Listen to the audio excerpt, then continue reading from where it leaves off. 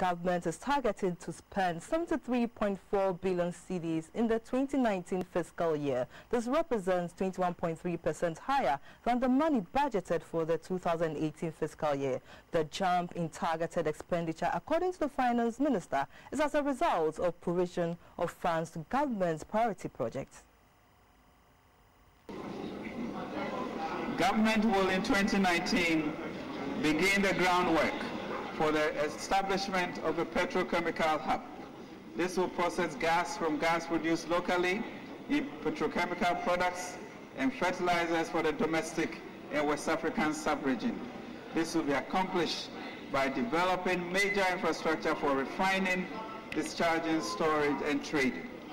Government in 2019 would invest over $1 billion in industry to support 1D, 1F, to support the stimulus package, to support industrial manufacturing hubs, to create strategic export zones, to create the largest industrial effort in our history in the past 50 years. Mr. Speaker, government will also encourage and promote Ghanaian participation in renewable energy, will focus on assembling and manufacturing.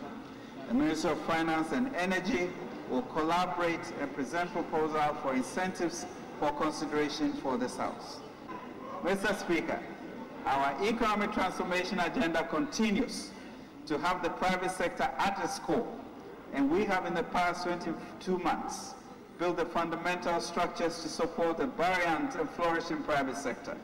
We have provided a stable macroeconomic environment with interest rates trending down, improved access to credit, with credit to the private sector increasing by 13% compared to 7.9% in September 2017, ensured stability in exchange rates, and stabilized electricity supply, reducing the per kilowatt hour charge to industries by 30%.